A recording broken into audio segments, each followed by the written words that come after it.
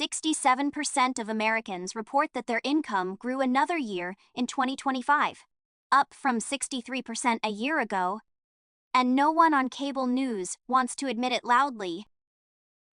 Many are not poor at all. They made six figures, drove a good car, sent a child to college, sat on a 401 bill they dared not write, and somehow their account turned zero at the end of each month. After more than 2 decades of accounting that separated me from the desks of teachers, surgeons, plumbers, vice presidents, and retirees, you began to see the same 7 mistakes repeated, like a stock record. Not bad luck, not bad markets, just habits. Quiet, everyday and expensive habits deplete the net worth of working adults for 30 years, until they wake up one morning at age 58 and find that math is no longer useful. Today, I'm going to show you the 7 numbers in turn, each followed by an actual number. And at the end of the video, if you're honest with yourself, you'll know exactly which one is bleeding now. Introduction and framework. One thing before we start, don't assume the video is about someone else, because it is a trap that every viewer falls into. Statistically, the assumption that everyone watching a personal finance video captures the foolish habits of a brother-in-law, colleague, or boat neighbor is completely wrong. At least 3 of these 7 options apply directly to you. And I've been making bets long enough. Before the countdown, there is a hint. Every number you hear today comes from real sources, I would say, including the New York Fed, the Bureau of Economic Analysis, bank interest rates, Experian, CFPB, and Fidelity. As the 2025 and 2026 data show, none of this is driven by easing. Habit first, almost everyone underestimates it. You don't have a budget. Bankrate's Monetary and Mental Health Survey found that less than a third of Americans had actually reviewed their budgets in the past 30 days, while NerdWallet's study showed that about a quarter of adults did not follow monthly budgets at all. Here is what I want you to know. Master TikTok skipped. Budget is not punishment. Budget is a mirror that tells you what you really value, because money flows to what you really care about, not what you say you care about. Sit down and look at 3 months of bank and credit card statements. Print them out and highlight each transaction. I promise you'll find at least one category where actual spending is double, triple, or quadruple what you assume. For most of my clients in their 50s and 60s, the culprits are restaurants.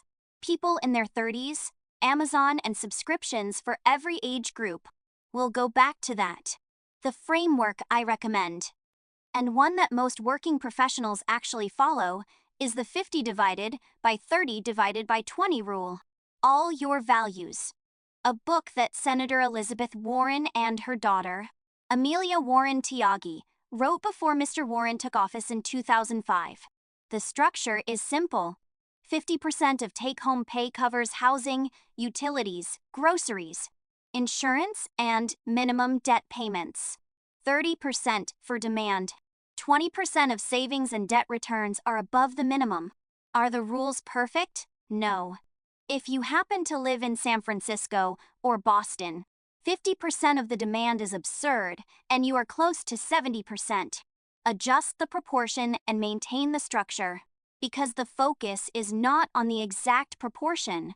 The focus is on finding jobs that don't require work, often stupid ones, like financing someone else's yacht with credit card interest. If you haven't taken anything else from the whole video, take this. You can't fix what you refuse to measure. And 90% tell me, I make a lot of money, but I don't know where it will go. And they don't have a budget. The 2 facts are the same.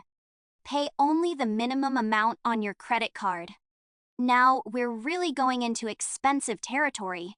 The Federal Reserve of New York's Household Debt and Credit Report for the 4th quarter of 2025 showed that the total balance of credit cards in the United States was $1.28 trillion, up $4.4 billion in the first quarter, up 5.5% year-on-year. Average April? LendingTree's analysis of Fed data shows that the average interest rate on credit cards at the beginning of 2026 was 21%. Investopedia's median was closer to 24%. And Forbes Consulting's weekly tracking data showed that the average interest rate was higher than 25%. If you hold the balance on an ordinary credit card today, you will lose about a quarter of the balance each year for interest. This is not debt. This is filing for bankruptcy. That is the real trap. Credit card companies set a minimum repayment ratio of 1 to 4% of the balance, just enough to pay interest plus a few points of principal.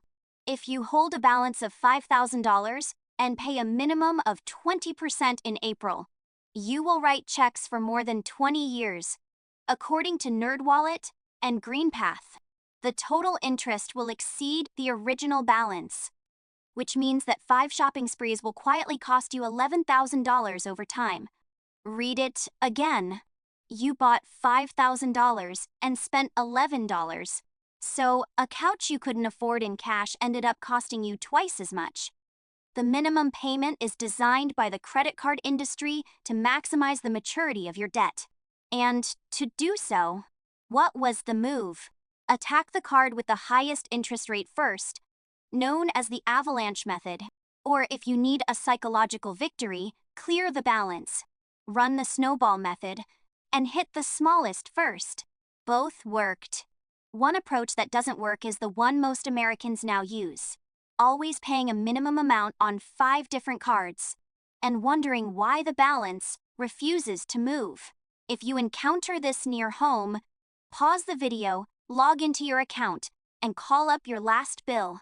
Because the federal government requires a disclosure box in black and white to tell you how long it takes to make a minimum card and how much total interest you need to pay. Read it and come back. It is more inspiring than any video I've ever recorded. No contingency fund. Bankrate's 2026 Emergency Savings Report found that only 4 to 6% of Americans hold enough cash to pay for 3 months, less than half. Another 30% have some savings, but not enough. What about the rest? Nothing. Zero. A bad week before the credit card crisis. I already know what some of you are thinking. I am 58 years old. I have my own house. I have 401, and I don't need a contingency fund. Wrong, especially because, in fact, the emergency fund is not only a safety net for people closer to retirement, but also a tax safety net. Here is why. Imagine your air conditioner scrapped in July and would cost $12,000 to replace. You don't have cash on hand. Where did the money come from? For many people before retirement, quitting a 401 ERA means not only a loss of $12,000, but also a general income tax trigger when you quit, with a maximum fine of 10% under 59.5, from $120,000 to nearly $170,000. If you sell investments in a falling market to make up for losses, you lock in losses that will never recover. That is what the emergency fund is stopping. Not AC is dead because AC is going to die. A contingency fund can prevent AC from ruining your retirement plan. The standard rule of thumb is to stop basic spending for 3 to 6 months in dry and liquid places, such as high-yield savings accounts, money markets, or short-term treasury bonds. Not stocks, not encryption, absolutely not. I just put it on the card and pay it off later. Boredom is the point. One last point. Some of you have heard of this famous Bankrate statistic for years, which claims that 40% of Americans cannot pay $1,000 in an emergency, and analysts have criticized it as misleading because the survey asks how people will pay, not whether they can. Be fair, even if the actual number is half that, it tells you that there are serious differences in how Americans manage their cash flow, because that happens when we think 20 or 40% of the population has only one bill from disaster. Lifestyle inflation, also known as lifestyle creep. This is a silent killer, and I hope you're locked in. Because lifestyle creep is a trap that catches high-income people, doctors, engineers, consultants, and those who think they're doing a good job. Lifestyle creep occurs when your spending increases in tandem with your income. Wages go up, apartments go up, promotions go up, cars go up, bonus checks show up, and suddenly you're the broker. These actions are not personal mistakes, not even irrational. The problem is cumulative math. Look at car payments. Experian's auto finance market in the third quarter of 2025 showed that the average new car payment in the United States reached $74.8 a month, and the price of used cars was $53.2. The most disturbing data point in the whole report. In the second quarter of 2025, 1 in 5 new car buyers signed up to pay $1,000 or more a month. A record. A car costs $1,000 a month, spanning 60, 72, and sometimes 84 months. Over the past 30 years, the S&P 500 index fund has also fallen from $1,000 to more than $1 million, with a historical real return of 7%. Instead of buying a car, you traded retirement for leather seats. To be fair, the opposite view is worth mentioning. Nick Majuli, a financial writer, argues that lifestyle creep is basically a myth because empirical data show that people with higher incomes actually save a higher proportion of their income rather than a lower proportion. And he is generally right. What I see in the office every week is another matter for me. The family makes $300,000 a year from $19,000 in savings, because each raise means a bigger lease, a bigger house, a bigger debt calendar. The rules I give my clients are simple. When a raise succeeds, save half before you see it and before you get used to it. Increase 401 contributions, automatically transferred to brokerage. Do whatever needs to be done, but each raise of at least 50% must belong to you in the future, not now. Otherwise, a raise won't happen. Just pay for things you don't need. Death of 1,000 subscriptions. Now, turn on your phone. iPhone users, tap Settings. Your name is at the top, and then subscribe. Android users, open Play Store, tap the profile icon, and then pay to subscribe. Now, look at the list. How long? CNET's 2025 subscription survey found that Americans pay an average of about $17 a month for subscriptions, and they don't even subscribe, while Gen Z pays $23 a month for services they forget to sign up for. Other surveys, including research by subscription analysts at Resubs and SubBuddy, have pushed up total subscription spending, with the average household serving all services exceeding $200 a month. I have reservations about these higher numbers, because these companies sell cancellation tools and have reason to exaggerate the numbers. But in the right direction, the cognitive gap is about twice and a half what Americans estimate, and monthly subscriptions cost about $86.6, compared with well over $200 for most families. Streaming, news, cloud storage, software, gym members, car wash clubs have not been affected since March. And the $2 app in 2021 is still quietly withdrawing $36 a year from your account. David Baugh called it the latte factor in his 2019 book of the same name. And before some of you called me, I knew there were critics of the latte factor. Helen Olin wrote an entire book. Pound, pound, pound, pound, pound, pound, pound, pound, pound for middle-class professionals in their 60s. The recurring loophole isn't the wealth gap. It is the difference between retiring at 62 and retiring at 68. It is a real difference. That is 6 years of your life.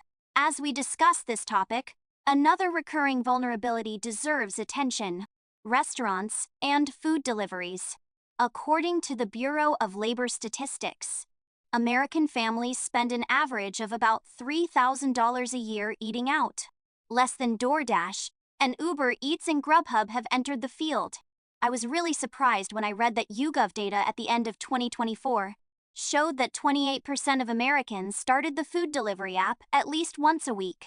In fact, low-income families spend more on food delivery on average, about $42.7 compared with $32.3 for high-income families.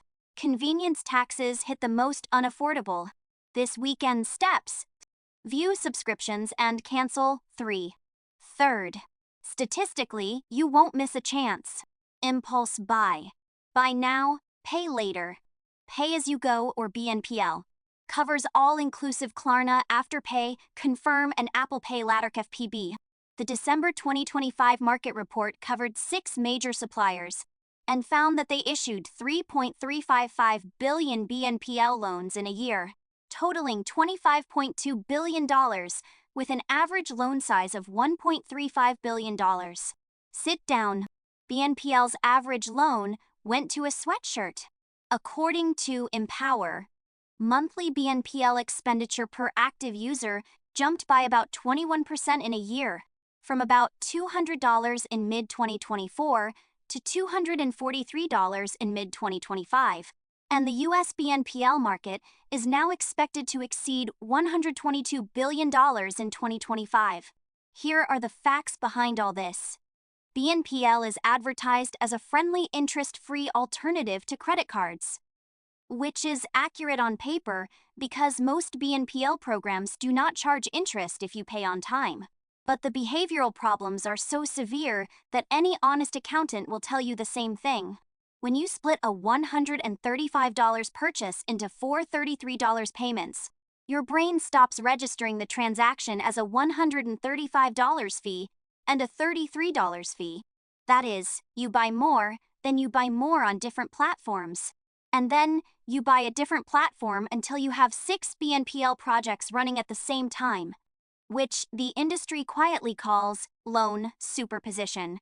And you really can't track what happens to your account next Tuesday. Pulse data supports all of this. On average, Americans buy about $9.7, $5.5 a month, or $28.9 a person, according to Capital One shopping research. On average, Americans spend $75.4 a year on social media-driven impulse shopping alone. Bankrate found rolling payments of $750, -4. The solution is simple but cumbersome, known as the 24-hour rule. When you wake up in the morning, you have to wait 24 hours to buy something that is not on the list for more than $100. More than 500 people waited for 72. You'll be surprised how often that impulse goes away. Retailers know exactly what they're doing. The entire infrastructure of e-commerce, including one-click checkout, memory cards, registering for BNPL, and a finite time countdown, is designed around the gap between desire and decision-making. Your only job is to cram time into this gap, because time is something your impulses can't survive. Don't invest or start too late. This is the most expensive habit by order of magnitude. The Federal Reserve's Consumer Finance Survey shows that the average retirement savings of us households are about $3.333 million, which sounds okay. Unless you check the median, $80,700. The gap between the average and the median is at the heart of the story, because a few well-prepared families are raising the average, and most Americans are not even close. According to Fidelity, the average 401 balance for baby boomers is about $240,900, while the average 401 balance for Gen X is $192,200. Northwestern Mutual's 2025 Planning and Progress Study found that Americans now believe they need $12.6 million to retire comfortably. The gulf between what people have and what they think they need is immense, and for many, it is irreparable when they leave. That is where it gets cruel. Almost every financial educator mentions a study in which math is correct, no matter who is doing it. Take 2 investors. Investor A starts at age 25 and puts $200 a month into the market for 10 years, then stops investing forever. Investor B started his business at age 35, and spent $200 a month for 30 consecutive years. Investor A invests only for 10 years, usually ending in 65 years, with more money. The reason is compounding, because time in the market trumps the timed market, and time in the market almost always trumps more money in the market. Many of the people who watched the film were not 25. You are 45, 55, 60, and you think the train has left the station. No. If you turn 50, the IRS allows you to make up your pension, which means that in 2025, your 401 pension will be $7,500, more than the usual limit, plus an additional $1,000 in your personal retirement account, so use it every year. If you are working and your employer offers a 401 match, but you don't capture the full match, stop the video, call HR tomorrow and fix it. This is the only guaranteed 100% return you can see in your life, and leaving the match is tantamount to giving up free wages. For the bystanders who told me, I don't trust the stock market, let me finish. I'm not asking you to trade today. I'm not asking you to buy meme stocks. I'm telling you that a low-cost broad market index fund, a fund founded by Jack Bogle at Vanguard, and a fund that Warren Buffett told his wife invested after his death, has historically returned about 7% a year after nearly a century of inflation. Past yields do not guarantee future yields. Oh, but the alternative is to deposit money in a checking account, with inflation of 3 and income of 0, which is a guaranteed loss. Slow, quiet, math loss. Buffett himself has a saying that I often quote to customers. Don't save what is left of your spending. Spend what is left of your savings. Pay yourself first, automate your contributions, and turn them into bills before your mortgage, before Netflix, before eating out, because the only person guaranteed to finance your retirement is you. Closure and restatement. Let's connect. 7 habits. No budget. Minimum credit card payments. There is no contingency fund. Lifestyle creep. Subscribe to bleeding. Impulse spending and BNPL. Finally, there is no investment or underinvestment. Here is what I want you to really hear. None of these habits exist because people are stupid. And I've never sat across from stupid clients in more than 2 decades. Smart people are in these 7 camps, because the entire economy is carefully designed to push them into them. The credit card floor is carefully designed. The subscription automatic renewal is carefully designed. The lease period is carefully designed. The one-click checkout, the countdown to the expiration of the shopping cart, and the BNPL flash screen are carefully designed. You're not weak. You go against the current. Against the current are people who want to make money from you. The good news is that math is also moving in the opposite direction. Every habit you develop is complicated. Now, 3 subscriptions have been canceled, $200 a year, and $200 has fallen 7% a year into index funds for 20 years. From 3 cancellations to nearly $10,000. Superimpose your income on your credit card payments. Match it to your final 401 application, and superimpose it on the raises you save rather than spend. And each flipped habit will flip your retirement plan forward. You're behind not because the system crashed, but because it is running just for the sake of others. And everything changes when you decide to put yourself on the receiving end of compound interest rather than the paying end. Quietly, slowly, then immediately. Pick a habit from the list and fix it this week, not all 7. 1. Then do the second next month. Because mathematically, every rich person you know does it. Not luck, not income, just habit. If this video helps you, especially if one of the 7 videos is a little too close to home, do me a favor and click the subscribe button, because I post one of them every week. The next video will introduce 3 retirement account operations that the IRS allows you to do in your 50s when no one actually uses them. You don't want to miss it. Watch your money, watch yourself. See you next time.